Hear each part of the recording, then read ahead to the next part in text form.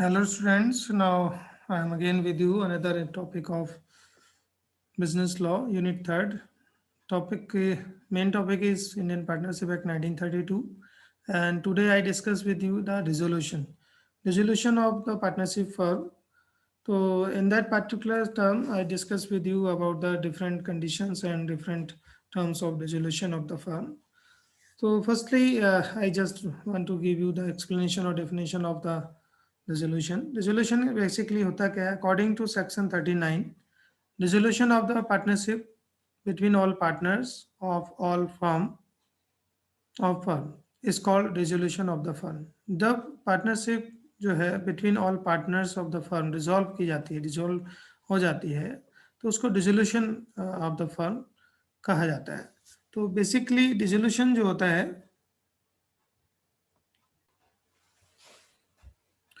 तो dissolution basically does not necessarily follow because the partnership has ceased to do business. For the partnership may continue for the purpose of realizing the assets.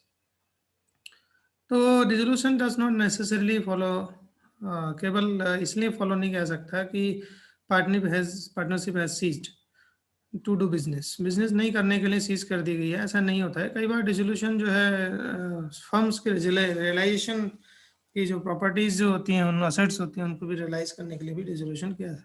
तो partnership act makes a distinction between dissolution of the partnership and dissolution of the firm. तो इसमें दोनों को उन्होंने distinguish किया है कि dissolution of the partnership के अलग चीज है, डिसोल्यूशन ऑफ द फर्म अलग चीज है. तो where there is dissolution of the partnership between all partners of a firm, it is a dissolution of the firm, section 39 में कहा गया है. Where there is an extinction of relationship between some of the partners only, it is a dissolution of the partnership. अगर सभी partner all the partners of the firm dissolve करते हैं partnership को, तो डिसोल्यूशन ऑफ द फर्म कहलाता है section 39 में.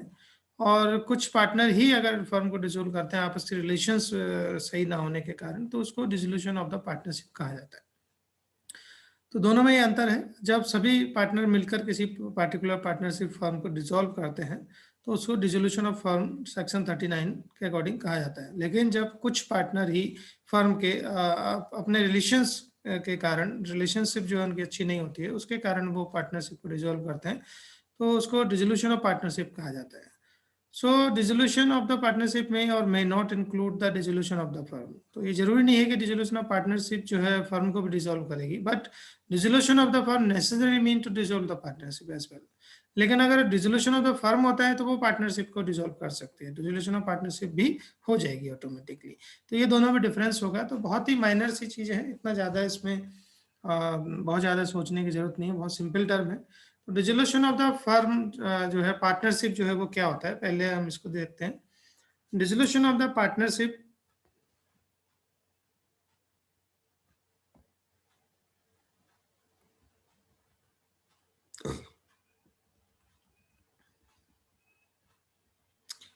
ये आपका डिसोल्यूशन ऑफ द पार्टनरशिप हम देख रहे हैं. तो dissolution of partnership takes place कब होता है?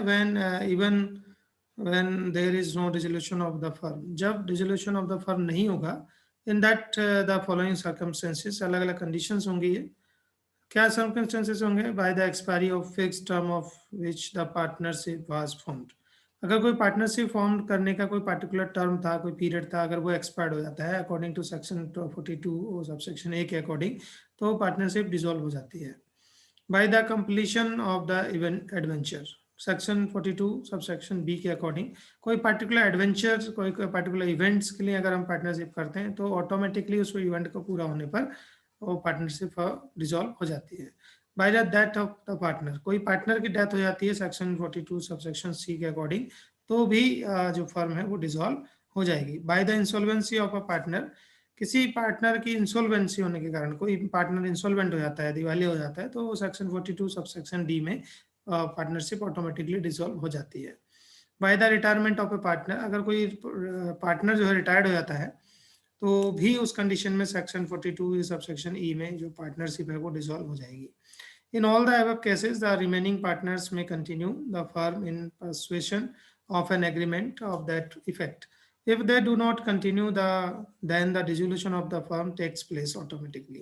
अगर ये सब केसेस नहीं है और होते हैं तो रिमेनिंग पार्टनर में कंटिन्यू, और उसके बाद बाकी जो पार्टनर हैं वो फर्म को कंटिन्यू कर सकते हैं, और पार्टिकुलरली बिजनेस भी कंटिन्यू हो सकता है of an agreement to an effect. If they do not continue then the dissolve the firm takes place automatically. अगर वो कंटिन्यू नहीं रखना चाहते हैं तो वो फर्म को डिसॉल्व कर सकते हैं।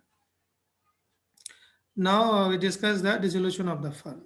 In the following cases, there is necessarily a breaking up or extension of the relationship between all the partners of the firm and closing up of the business. तो ये सब केसेस अगर हम देखें तो इन केसेस के कारण फिर फर्म को डिसॉल्व किया जा सकता है, और उसके बाद जो बिजनेसेस हैं उसको भी बंद किया जा सकता है। फर्स्ट है द बाय म्यूचुअल एग्रीमेंट। सभी पार्टनर्स मिलकर firm may be dissolved where all the partners agrees that it shall be dissolved। Section 40 के अकॉर्डिंग सभी पार्टनर मिलकर अगर चाहें और अपन सभी पार्टनर इस बात पर एग्री हों कि फर्म को डिसॉल्व करना है तो फर्म म्यूचुअली एग्रीमेंट डिसोल्यूशन उसको कहा जाएगा। By the insolvency of all partners but one, ठीक है, by the insolvency of all the partner but one. If all the partners except one become insolvent the firm must come to an end as a partnership firm with one partner can not continue. तो अगर 4 partner हैं उनमें से 3 partner अगर insolvent हो गए हैं और एक पार्टनर नहीं है हुआ है तो भी पार्टनरशिप फर्म जो है वो डिसॉल्व हो जाएगी सेक्शन 41 सबसेक्शन 1 में, क्योंकि सिंगल पार्टनर उसको कंटिन्यू नहीं कर सकता है। Third thing is business become illegal. अगर बिजनेस इलीगल हो जाता है, if the business of the firm become illegal because of the some subsequent events such as share change of laws, it is automatically or compulsorily dissolved by the operation of laws। Section 41 subsection 4 में देखा जाएगा कि illegal business अगर हम करते हैं या changes of laws होने के कारण अगर वो ऑटोमेटिकली या कंपल्सरी डिसॉल्व होने पड़ेगा उसको, तो according to operation of law जो है इलीगल बिजनेस होने के कारण ऑटोमेटिकली वो डिसॉल्व हो जाएगी। By notice of dissolution where the partnership is at will the firm may be dissolved at any time। तो बाय नोटिस ऑफ डिसोल्यूशन आएगा, यानी कि जब कोई पार्टनरशिप है वो इज एट विल होती है और फर्म में भी dissolve at any time and by any partner giving notice in written of his intention to dissolve the firm. अगर कोई एक पार्टनर भी इंटेंशनली अपना डिसॉल्व करने के लिए नोटिस दे देता है तो all the partners to the other partner, तो this dissolution will take place from the date of mention in the notice. फिर उस पार्टिकुलर डेट के बाद ही उस फर्म का डिसोल्यूशन माना जाएगा जब जिस डेट को उसने आइडेंटिफाई किया है। If no such date is mention as from the date of communication of the notice section 43 नहीं है तो फिर अलग है। Dissolution of the firm through the court. अब यहाँ पर ये तो हो गया केवल पार्टनर्स के द्वारा, जो पहली कंडीशंस हमने डिसोल्यूशन ऑफ द फर्म बताई ये सब पार्टनर्स के द्वारा की जा सकती हैं। अब अगर पार्टनर नहीं करते हैं तो कई बार क्या होता है dissolution of the firm through the firm court भी इसको कोर्ट के द्वारा भी किया जा सकता है।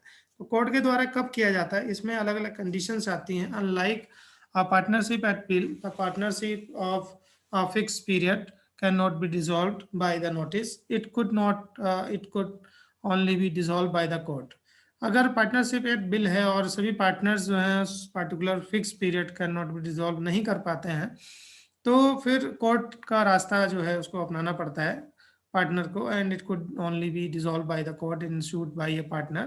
किसी पार्टनर के द्वारा अगर वो सू करता है अगेंस्ट में जाता है तो दो remedy of dissolution by a suit is available in case of all kinds of partners and it is of practical importance in case of partnership for fix period. As per section 44, court may give order to dissolve the firm and in following circumstances। अलग अलग conditions हैं कब कब court उनको dissolve कर सकता है। First है when a partner become of unsound mind। जब कोई एक पार्टनर जो है अनसाउंड माइंड हो जाएगा तो उस समय भी फर्म को डिसॉल्व करने का ऑर्डर दिया जा सकता है। As a insanity of a partner does not automatically dissolve the firm, either the lunatic through his guardian or other partner may file a suit for the dissolution of the firm। in either case the court may order dissolution and which will take effect from the date of the order। और जब dissolution का order मिलेगा court का और उस particular date से ही firm को dissolve मान लिया जाएगा। सेकंड है परमानेंट इनकैपेसिटी ऑफ पार्टनर। ये दूसरा है कि जब परमानेंट इनकैपेसिटी ऑफ पार्टनर हो जाती है तब भी कोर्ट में इसमें जो है अपना हस्तक्षेप कर सकता है, where a partner has become permanently incapable of performing his duties as a partner. तो जब पार्टनर जो है कोई भी परमानेंटली इनकेपेबल हो जाते हैं परफॉर्म करने के लिए अपने ड्यूटीज को, राइट्स को, ever he is become blind और पैरालिस्टिक एंड एक्सेट्रा, तो वह कोर्ट में और at instance of any of other partner order the dissolution of the firm. तो कोर्ट जो है फिर उनको अन्य पार्टनर को फर्म को डिसॉल्व करने का राइट जो है ऑर्डर दे सकता है। इसके अलावा थर्ड जो रीजन है वो है misconduct of partner affecting the business, where partner is guilty of misconduct. जब कोई पार्टनर मिसकंडक्ट या गिल्टी ऑफ मिसकंडक्ट पाया जाता है तो which is likely to affect the prejudicially and the business of the firm, the court may be dissolve the firm at the intentions of any other partners. So gambling by a partner or convicting of a partner of traveling without ticket, without a sufficient ground or dissolution. तो misconduct of partner, अगर कोई partner के द्वारा कोई misconduct activity की जाती है, misguiding किया जाता है या कोई मिसबिहेव किया जाता है, उसके कारण किसी को अन्य पार्टीज को नुकसान होते हैं, अन्य बिजनेसेस को, तो उन सब का रीजन से भी कोर्ट जो है कई बार फर्म को डिसॉल्व कर सकता है। चौथा रीजन है आपका persistent disregard of partnership agreement bye the partner. अगर किसी एक पार्टनर के द्वारा पार्टनरशिप एग्रीमेंट का जो है डिसरिगार्ड किया जाता है, where a partner frequently commits breach of the contract या breach of the partnership agreement, then other partners find it impossible to carry on the business, the court may order dissolution at the intents of the other partners। तो other partners के intense के कारण जो है फिर court जो है firm को डिसॉल्व करने का ऑर्डर दे सकता है, क्योंकि एक पार्टनर या किसी दो पार्टनर या किसी की भी पार्टनर के द्वारा पार्टनरशिप एग्रीमेंट का जो है डिसरिगार्ड किया जाता है, ये जानबूझकर उसमें इसको, तो it is known as a breach of contract, इसको ब्रीचेस ऑफ कॉन्ट्रैक्ट या एग्रीमेंट के रूप में देखा जाता है। फिफ्थ रीजन है ट्रांसफर ऑफ इंटरेस्ट और share by a partner. Transfer of interest और शेयर बाय ए पार्टनर अगर होता है तो भी डिसॉल्व किया जा सकता है। A partner is not entitle to assign away his interest so as to introduce a new partner into the firm. कोई भी पार्टनर अपने आप से किसी नए पार्टनर को इंट्रोड्यूस नहीं करा सकता जब तक कि सभी की कंसर्न नहीं होगी।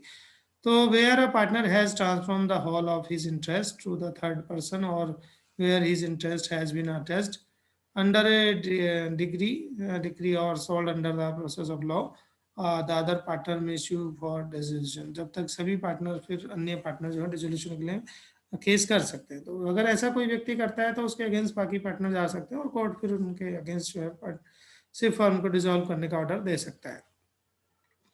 बिजनेस वर्किंग एट लॉस, ये भी एक रीजन हो सकता है। द कोर्ट में dissolve the partnership firm where it is satisfied that the business of the firm can not be carried on except at the losses. तो बिजनेस अगर अच्छे से परफॉर्म नहीं कर रहे हैं और लॉसेज होते जा रहे हैं लगातार, तो कोर्ट उसको जो है डिसॉल्व करने के ऑर्डर दे सकता है। Where just an equitable and a ground mentioned are not exhaustive and the court may dissolve a firm on any other ground of its satisfied where that it would be just unequitable to dissolve the firm। अगर कोई ऐसा ground नहीं मिलता है court को तो कि उसको बने रहना चाहिए कि नहीं रहना चाहिए, तो इस तरह की कंडीशन में भी कोर्ट उसको डिसॉल्व कर सकता है। तो court may order dissolution where the substructure of the partnership firm has gone और where there is no complete that complete that has no, where there is no complete deadlock and destruction of the confidence between the partners etc, तो उसको dissolution किया जा सकता है। उसके बाद है इफेक्ट ऑफ डिसोल्यूशन। क्या इफेक्ट पड़ता है डिसोल्यूशन का? जो इफेक्ट है basically continuing authority of partners की बात होती है। The authority of partner to bind the firm continue so long as the necessary to wind up the business and provides that the firm is in no case bound and by act of the partners who has been adjudged and insolvent except the principles of holding out। Section 47 में कहा गया है कि जो authority of partners है to bind to the firm continue so necessary wind up the party business. अगर देखते हैं कि वो अथॉरिटी ऑफ पार्टनर्स हैं वो कंटिन्यू नहीं रख सकते फॉर लॉन्ग टाइम पीरियड, तो they are having the right to bind up the business and provide for no cases All such partner has an equitable lien and over the firm assets entitle him to have them applied in payment of the firm's debt and payment of the whatever is due to the partner. This lien can be enforced by injunction forbidding unfair destruction और for section 46 में unfair destruction के कारण भी फिर जो है वो चीज़ें होती हैं, तो ये इफेक्ट होते हैं कई चीज़ें इसमें इक्विटेबल नहीं होता है. तो कंटिन्यूइंग लायबिलिटी ऑफ पार्टनर्स जो है, partners continue to be liable for outsider for any other act done by any of them could have been an act of the firm if done before dissolution. जो before dissolution जो भी act उन्होंने किए हैं उनके लिए वो liable बने रहेंगे unless public notice given to the dissolution, जब तक कि पब्लिक नोटिस नहीं दिया जाता है. After the resolution, the right and obligation of partner continue in all things necessary for the winding up of the business. After dissolution जो rights and obligation है partner के वो कंटिन्यू रहेंगे जब तक बाइंड अप नहीं होता है बिजनेस का, पूरी एक्टिविटी प्रक्रिया नहीं हो जाती है. द पार्टनर्स में complete unfinished transaction and but this authority is not only for winding up the affairs of the firm and not for new transaction. तो जो अनफेयर बाइंडिंग अप हो जाती है, अथॉरिटीज बाइंड अप हो जाती हैं, उससे पुराने कोई नए ट्रांजैक्शन नहीं होंगे, जो पुराने उन्हीं ट्रांजैक्शंस को जो है कंप्लीट करना होता है. इस तरीके की चीजें हैं, इसका इफेक्ट जो है वो डिसोल्यूशन का पड़ेगा.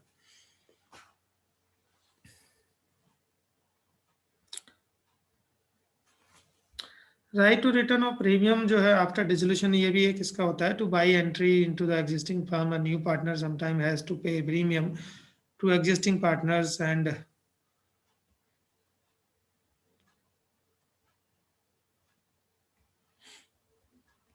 है ना. तो कई बार नए पार्टनर आते हैं डिसोल्यूशन से कुछ समय पहले ही और फिर उनको ये राइट होता है. तो sometimes on dissolution he is entitled to deem to return of the proportion of the premium if he is if the payment partnership was for fixed term and was dissolved before the expiry of term. अगर वो particular किसी fix term के लिए partnership में आता है और उससे पहले ही वो डिसॉल्व हो जाती है, तो उसका राइट है कि वो जो प्रीमियम या पेमेंट उसने किया वो उसको वापस लेगा. And unless dissolution was caused by agreement हो या मिसकंडक्ट हो या डेथ ऑफ पार्टनर के कारण होता है. तो इस तरह का सेक्शन 51 में ये दिया गया है. तो ये देखना पड़ेगा आपको. Settlement of account on dissolution, ये भी इसमें हमें देखना पड़ता है. सेक्शन 48 के अकॉर्डिंग अगर हम देखें तो provide that settling account between the partners after dissolution of partnership following rule shall be subject to any agreement of be observed. Losses, first पहला है कि लॉसेस अगर होते हैं तो including deficiency of capital shall be paid first.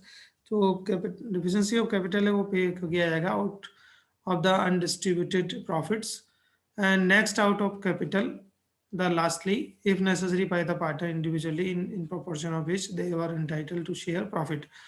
दूसरा है the assets of the firm including the sums contributed by the partner to make up losses or deficiencies of capital shall be applied in the following manner. इसमें कुछ है तरीके से उसको deficiencies को ध्यान इन पेइंग आउटसाइड क्रेडिटर्स पहला है. दूसरा है आपका in repaying the advance made by partners, ये आपको देखना पड़ेगा. तीसरा है in repaying capital of partners, फिर जो है पार्टनर की कैपिटल रीपे होगी. Then ultimately residue if any shall be divided among the partners in the proportion which profits are divisible. So where the assets are not sufficient, the partners have to bear the losses in equal share. अगर assets sufficient नहीं होती हैं इन सबको fulfill करने के लिए, तो फिर जो बचा है वो losses bear उनको करने पड़ेंगे. After they have contributed their share of the deficiency, they will be paid retrieval and amount due to them by way of their capital. अगर फिर भी डिफिशिएंसी पूरी नहीं होती है, फिर उनको अपनी कैपिटल शेयर से या अपने जो फंड्स हैं उसको द्वारा पे करना पड़ेगा. Rules followed in the cause case of Gardner versus Murray 1904 73 JF 66 में दिया गया था कि तो गार्डनर मरे में ये हुआ था कि जो डिफिशिएंसीज हुई थी उसके बाद फिर उनको पे करना पड़ा था. उनकी प्रॉपर्टीज या एसेट्स के द्वारा भी पे करना पड़ सकता है. तो ऐसी चीज़ें इसमें आती हैं बेसिकली. तो होता क्या है कि रिमेनिंग डिफिशिएंसी ऑफ कैपिटल क्या है, where after paying outstanding outside creditors and repaying advances made by the partner and 1 और 2 जो भी हमने दिए हैं उनको अगर हम रीपे करते हैं तो रिमेनिंग जो बचता है remains insufficient capital of repay all partner in full. तो deficiencies are shared in same way as profit. तो डिफिशिएंसीज भी उसी वे में बटेंगी जिस तरीके से प्रॉफिट को वो लोग बांटते थे. तो इन अदर वर्ड्स हम देखें तो partners are paid rateably each accordingly to his share in the capital. तो जो शेयर उनका कैपिटल में, उसी शेयर में वो डिफिशियंसीज को भी बांटेंगे और उनको पूरा करेंगे। But under the rule on Gardner Murray, if such deficiencies attributable to the insolvency of one partner, that deficiency must be borne by the other partner. और इन अगर ये गार्डनर मरे के कारण अगर हम देखें तो अगर कोई एक पार्टनर इंसॉल्वेंट हो जाता है तो उसके बाद बाकी बचे 2 या 3 पार्टनर फिर उसको उन डिफिशियंसीज को पे करेंगे in proportion of other last agreed share in the capital and not in the proportion in which they share profit and losses। तो ये आपको देखना पड़ेगा इस तरीके से जो है उसको वो डिफिशियंसीज ऑफ कैपिटल को डिस्ट्रीब्यूट। गुडविल की अगर हम बात करें, there is a this is a partnership asset and mean the benefit arising from the firm benefit connection reputation, so it is advantages which acquired by the business beyond the merely value of the capital, stocks, funds and properly employed therein. So in consequences of the general public is patronage and encouragement which is received from consent or habitual customers, so the intangible assets, it has value and unless otherwise agreed in partnership article. Upon dissolution, it must be sold and proceeds of sale distributed as capital. So where dissolution is caused by death or assets of the deceased partner in entitled to share in the proceed of sale. If the goodwill is sold and there is no agreement as to its disposal, any partner can carry on the business and provide that by any doing so does not expose farmers, partners and liabilities, but if by agreement and goodwill assigned to any person. So he can be restrained partners as explained in next para. तो partners जो है फिर उस goodwill को भी हम देखते हैं कि वो इसको डिस्ट्रीब्यूट कर लेंगे। तो सेल ऑफ गुडविल अगर हम करते हैं तो partners goodwill is sold either to partner or to other outsider, the value is divisible among the partners. अगर हम गुडविल को सेल करते हैं तो वो पार्टनर्स में बटेगी या जो डिविजल वो अमंग द पार्टनर्स हो जाएगा in the same as profit and losses are divisible.